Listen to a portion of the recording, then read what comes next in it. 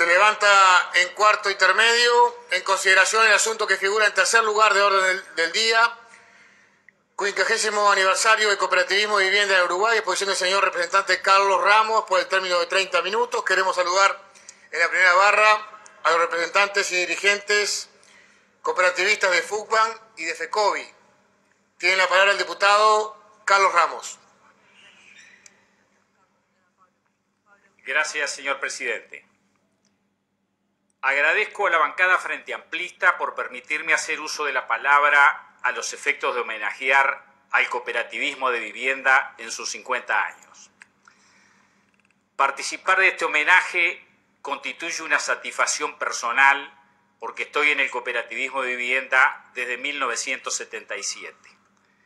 Por lo tanto, voy a hablar de algo que ha constituido una buena parte de mi vida y ha contribuido en forma importante a mi formación.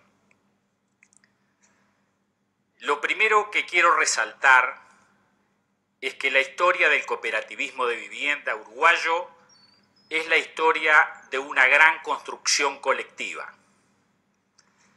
Los hombres y las instituciones siempre juegan un papel determinante en los hechos cotidianos, pero ellos siempre son producto de las circunstancias históricas. Por supuesto que hoy vamos a recordar a algunas de aquellas instituciones y hombres y mujeres que contribuyeron a dar los primeros pasos a este movimiento que rápidamente echó a andar, maduró y hoy a 50 años es un referente para la problemática habitacional del país. En primer lugar, quiero resaltar el papel determinante de una institución, el Centro Cooperativista Uruguayo. Fue allí donde un grupo de técnicos, a partir de una decisión institucional, impulsaron la conformación de las 3 primeras cooperativas de viviendas en 1966. Esas 3 cooperativas fueron la 25 de Mayo en el pueblo del mismo nombre, en el departamento de Florida, conformada por trabajadores tamberos de la zona. Éxodo de Artigas en Fraiventos, integrada por empleados municipales. Y Cosván en Salto, conformada por ferroviarios. Ya en esas 3 primeras experiencias se echan las bases de lo que serían los rasgos distintivos y fundamentales del cooperativismo de vivienda uruguayo: la autogestión, el aporte propio y la propiedad colectiva. Vaya nuestro homenaje a esas 3 cooperativas pioneras que surgen como cooperativas de consumo, puesto que no existía la legislación para cooperativas de vivienda.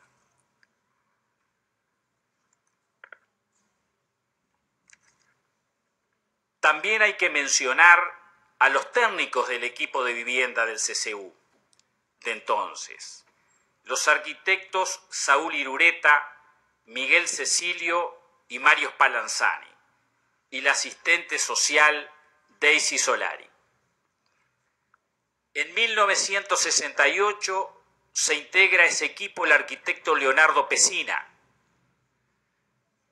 Por supuesto que al mencionar nombres siempre se cometen injusticias con aquellos que no se nombran, porque el Centro Cooperativista Uruguayo era un colectivo, entonces presidido por el escribano Luis Estradé, promotor de la fundación del Centro Cooperativista, y en él vaya nuestro reconocimiento a todos quienes lo integraban. El arquitecto Leonardo Pesina, en un texto que redacta para el libro Una historia de FUCBAN de Gustavo González, señala lo siguiente refiriéndose al grupo de 25 de Mayo. La mayoría de los hombres trabajaban los tambos de la región y dormían el trabajo toda la semana, descansando un día que era dedicado a la obra. Por este hecho, las mujeres asumieron un papel fundamental en la administración y la construcción del barrio cooperativo. He aquí un primer aspecto a destacar: la participación de la mujer, y nada menos que en la construcción, por supuesto que también en la gestión.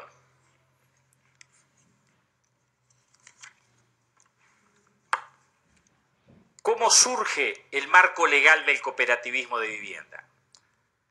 A raíz de la crisis por la que atravesaba la industria de la construcción en la década de los 60, el Poder Ejecutivo, encabezado por el general Gestido, impulsa un proyecto de ley de vivienda.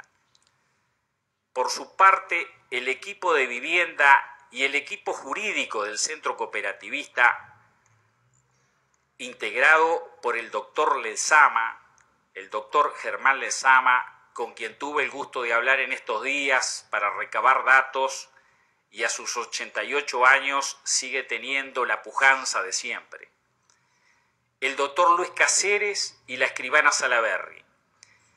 Este equipo jurídico, entonces, junto con el equipo de vivienda, frente a la perspectiva de un proyecto de ley, trabajan en plasmar jurídicamente la experiencia surgida de esas tres primeras cooperativas, lo que luego devino en el capítulo 10 de la Ley 13.728. Y aquí hay que resaltar el papel jugado por el diputado Juan Pablo Terra en la redacción y la fundamentación de ese capítulo. Y hay que reconocer que este Parlamento tuvo el acierto de aprobar ese capítulo 10 de la Ley de Vivienda, que constituyó el marco jurídico que posibilitó el desarrollo de esta hermosa realidad que hoy es el cooperativismo de vivienda. En un reportaje que le realizara el semanario Brecha el 5 de abril del 2013 al doctor Héctor Hugo Barbagelata, que en 1967 era subsecretario del Ministerio de Trabajo de Gobierno, dice lo siguiente: yo había propuesto que esas viviendas fueran dadas en usufructo y no en propiedad privada, porque si no lo que sucede es lo mismo que con las reformas agrarias que dan la tierra en forma de propiedad privada. Los pobres las terminan vendiendo y al cabo del tiempo todo vuelve a quedar igual. He aquí uno de los tres rasgos fundamentales de gran parte de nuestro movimiento cooperativo de vivienda que señalábamos anteriormente: la propiedad común y el derecho de uso y goce por parte de los socios. Por lo que señalaba el doctor Barbagelata, y porque esa misma propiedad comunitaria posibilitará un desarrollo social que no se da en otros barrios. También el arquitecto Juan Pablo Terra, en 1984, en un documento para la CEPAL sobre proceso y significado del cooperativismo uruguayo, señala este mismo aspecto. Dice: el desarrollo de las cooperativas de vivienda en los 5 años siguientes a la aprobación de la ley fue rápido y exitoso. Al fin de 1973, 69 cooperativas con un total de 4.338 viviendas habían escriturado préstamos del Fondo Nacional de Viviendas y estaban casi todas en construcción, mientras que otras 60 habían adquirido tierras por intermedio de Dinavi. La mayor parte eran cooperativas de ayuda mutua, es decir, con aporte de trabajo de los propios socios. Entre las que ya habían escriturado sus préstamos, 43, con 3.324 viviendas, pertenecían a este tipo. Todas eran de usuarios, es decir, de la modalidad más novedosa y desde el punto de vista cooperativo más integral. También hay que señalar que en la implementación de la ley, desde lo institucional, jugaron un papel trascendente el arquitecto Ildefonso Arostegui, director de la DINAVI, Dirección Nacional de Vivienda, y el subdirector, doctor Luis Carlos Silveira. Finalmente debemos destacar el papel fundamental jugado por las federaciones de cooperativas, que organizaron el crecimiento y desarrollo de este movimiento.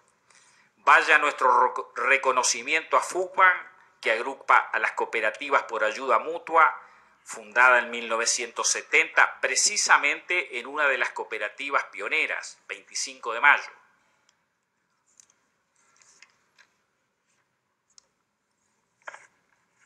Permití un poquito, ¿verdad? Bien. Me faltó una página, che. Bueno. Y también a la FECOVI, Federación de Cooperativas de Vivienda por Ahorro Previo.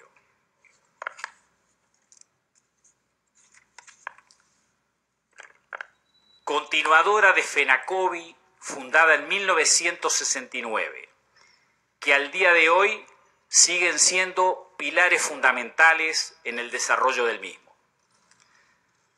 Todos esos esfuerzos, desde los distintos ámbitos, encontraron su eco en miles de familias uruguayas que con su trabajo mancomunado han construido viviendas que hoy, a 50, a 40, a 30 años de levantadas, siguen dándoles cobijo. Viviendas dignas y confortables, y a costos nunca alcanzados por la construcción privada. Eso habla de buena gestión de la autogestión, otro de los rasgos fundamentales del cooperativismo, sacándole los mejores frutos a los recursos públicos que, por supuesto, luego devuelven.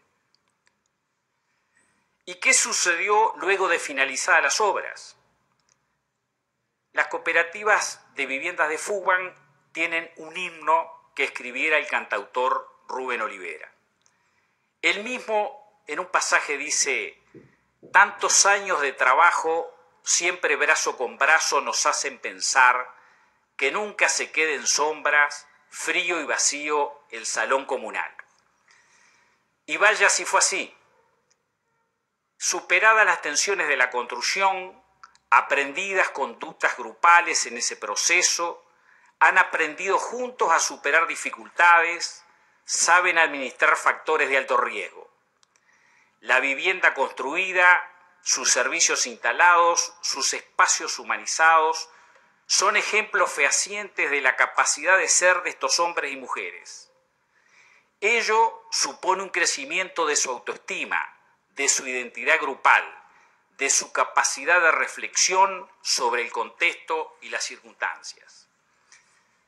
Allí comenzó la vida en comunidad, que floreció de diversas maneras en los distintos barrios: guarderías, bibliotecas, compras de alimentos en común, policlínicas, clubes de abuelos, equipos de baby fútbol, murgas, etc.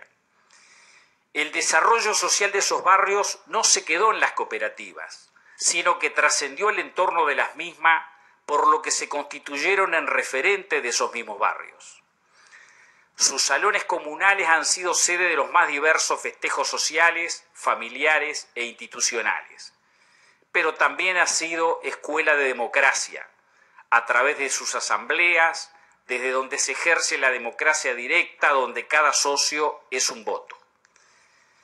Y en los tiempos oscuros de la dictadura fueron islas de democracia. En tiempos en que hasta para festejar un cumpleaños en el salón comunal había que pedir permiso a la seccional policial correspondiente, en ellos se llevaron a cabo reuniones de vecinos de la cooperativa y del entorno de la misma que no se resignaban a aceptar las funestas directivas de la dictadura, a través de las más diversas expresiones: cumpleaños, festejos de aniversarios de la cooperativa, peñas, ensayos de murgas, etc. La dictadura no solo cortó el otorgamiento de nuevos créditos al cooperativismo en el año 75, sino que ya en sus últimos estertores pretendió que las cooperativas de usuarios debían pasar a ser de propietarios. Obviamente eso fue resistido, y ya en democracia, en 1986, se obligó a esas cooperativas a que votaran si querían ser usuarios o propietarios. Elecciones controladas por la Corte Electoral. El resultado fue histórico. El 99% de las cooperativas decidió continuar siendo usuarios. Luego de aquel impulso inicial a partir de 1968, luego del freno impuesto por la dictadura, ya vueltos a la democracia a partir del 85, el cooperativismo de vivienda toma un nuevo gran impulso, convirtiéndose en la herramienta más apropiada para los sectores de menos recursos a los efectos de acceder a una vivienda digna a costos accesibles. Todos los gobiernos democráticos, con alguna excepción, lo han considerado una herramienta válida en el combate al histórico déficit habitacional. Según el directorio de INACOP, basado en el Instituto Nacional de Estadística y la Dirección General de Registro, hay 1.481 cooperativas de vivienda a través de sus distintas modalidades, construidas en construcción o en trámite de su préstamo. Algunos datos más parciales, pero no por ello menos significativos, nos dicen que en Fuquan, dentro de sus afiliadas, tienen 408 cooperativas construidas con un total de 16.937 viviendas, 84 cooperativas en obra. En este momento hay 84 cooperativas en obra en todo el país, con un total de 2.509 viviendas, y 114 en trámite con un total de 2.634 viviendas.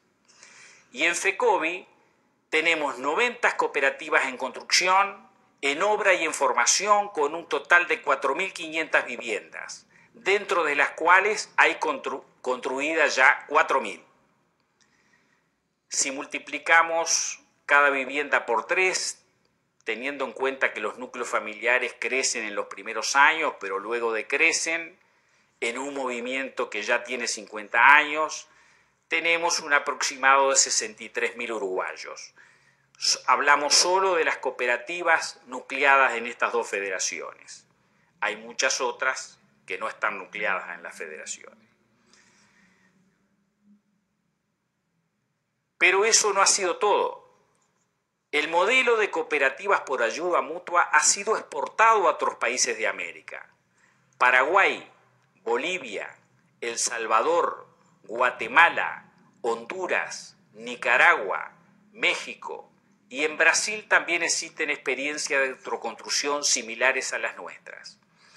Recientemente en Haití, todos conocemos la triste realidad de ese país, se inauguró una cooperativa que contó con el asesoramiento de un integrante de Fuquan que estuvo allí durante 1 año y medio. Nos consta que la lucha del cooperativismo de vivienda ha sido dura, pero no ha sido en vano. Hoy, desde el 2008, el país tiene una ley general de cooperativismo por la que él, junto a las otras clases cooperativas nucleadas en CUDECOP, la Confederación de Cooperativas, bregaron desde 1985. Hoy existe INACOP, Instituto Especializado y Específico para el Apoyo al Cooperativismo.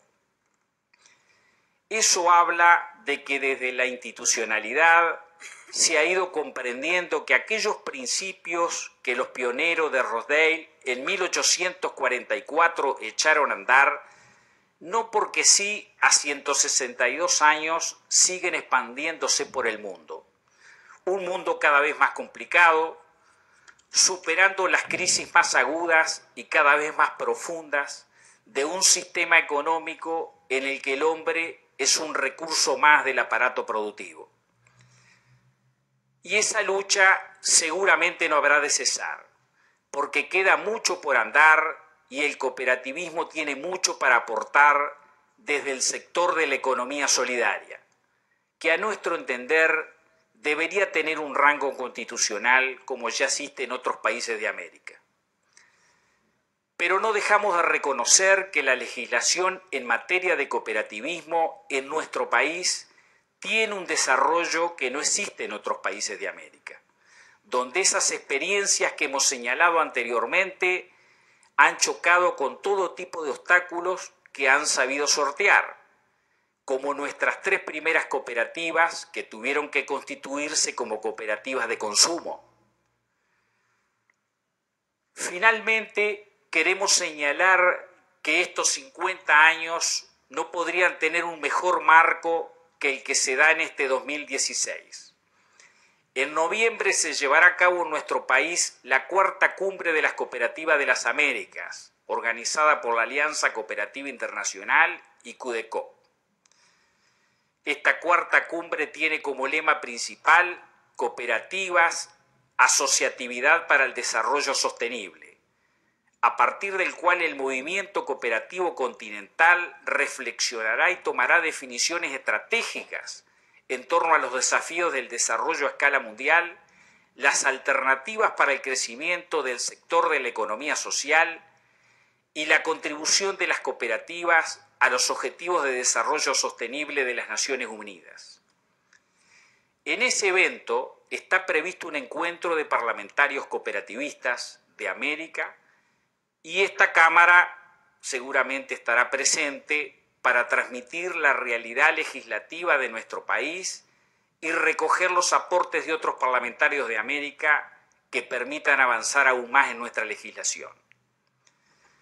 Para terminar, vaya nuestro homenaje a todas aquellas familias que con su esfuerzo físico e intelectual, a través del trabajo o el ahorro previo, la autogestión y el ejercicio de la propiedad común, han marcado un camino que todos reconocen como muy válido para el combate al déficit habitacional, construyendo casas dignas, económicas y de buena calidad.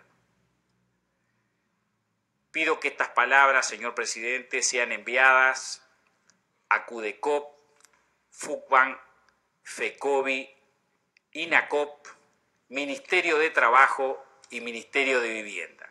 Muchas gracias. Muy bien. Para referirse al tema, tiene la palabra la diputada Patricia Vázquez.